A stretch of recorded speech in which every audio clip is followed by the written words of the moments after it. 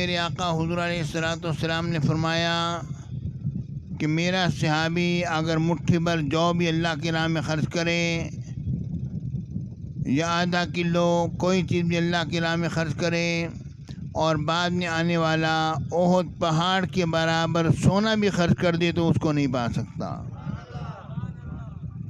یہ بات ذہن میں رکھیے۔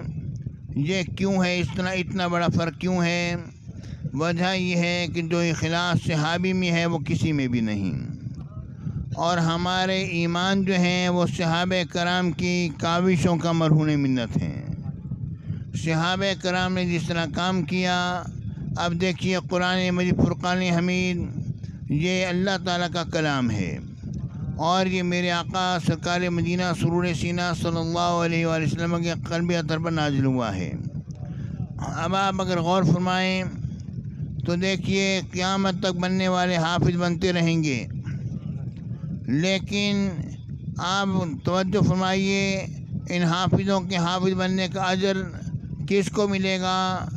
میرے آقا حضور علیہ الصلوۃ والسلام نے قرآن مجید ہمیں عطا فرمایا، اور میرے آقا کے بعد صحابہ کرام میں جنہوں نے اس قرآن مجید کو جمع کیا، مطلب اس کا یہ ہو گیا کہ اب قرآن مجید فرقان ہمیں جتنا بھی پڑھا جائے گا یہ تمام کا تمام جو ہے یہ ان دو صحابہ کرام کا مرہون منت ہے۔ یعنی جب حضرت عمر بن خطاب رضی اللہ تعالیٰ عنہ نے دیکھا کہ جنگ یمامہ میں حافظ شہید ہو رہے ہیں، انہوں نے سیدنا صدیق اکبر رضی اللہ تعالیٰ عنہ سے عرض کیا، جب کہ ان کا دور خلافت تھا، کہ اے خلیفۃ رسول آپ قرآن مجید کی جمع کرنے کا حکم دے دیے۔ اگر یہ قرآن جمع نہ ہوا اور حافظ شہید ہو گئے تو ہم قرآن کے بہت بڑے حصے سے کہیں محروم نہ ہو جائیں۔ قرآن مجید جمع ہو گیا، پہلا مشورہ دینے والے حضرت عمر بن خطاب ہیں، اور اس کو جمع کروانے والے سیدنا صدیق اکبر ہیں، اور ان کے معاونین صحابہ کرام ہیں۔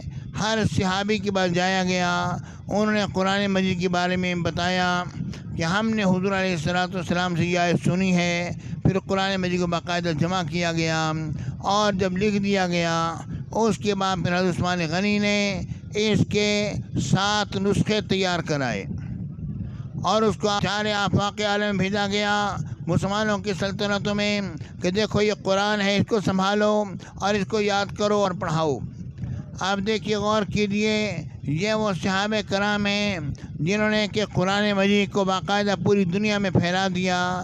اب یہ مجھے بتاؤ کہ یہ قرآن جس گھر میں پڑھا جائے گا اور جہاں جہاں پر پڑھا جاتا ہے، جتنے حافظ بنتے ہیں، اس کا ثواب کس کو ملے گا؟ کیا ان صحابہ کرام کو نہیں ملے گا؟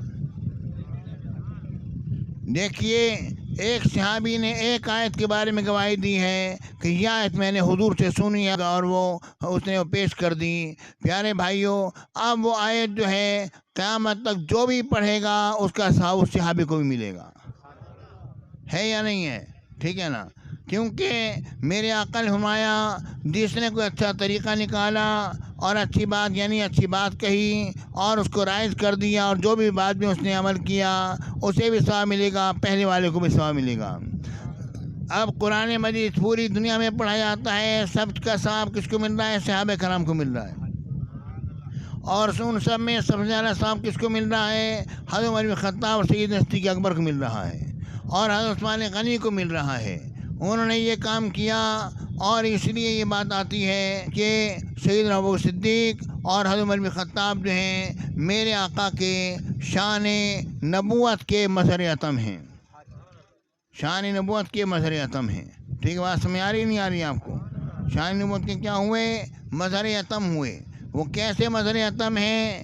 پیارے بھائی، وہ اس طرح مظہر عتم ہیں کہ قرآن جو ہے یہ ایک رسالت کا ایک پیغام ہے، ٹھیک ہے نا؟ رسالت کا پیغام ہے، اور جب انسان قرآن جب پڑھ لیتا ہے اس کے بعد پھر وہ برکتیں حاصل کرتا ہے، اور قرآن کی برکتیں کیا ہیں؟ یہ شان ولایت ہے، ٹھیک ہے نا؟